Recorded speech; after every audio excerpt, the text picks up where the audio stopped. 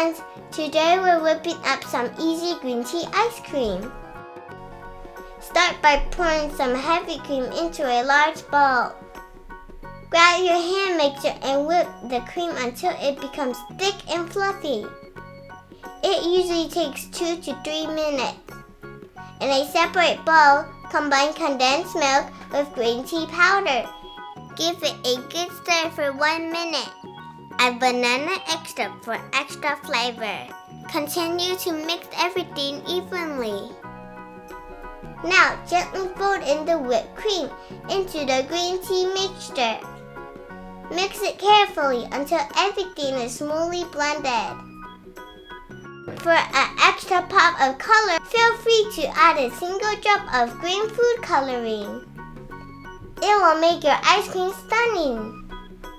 Once mixed, pour the mixture into your chosen container.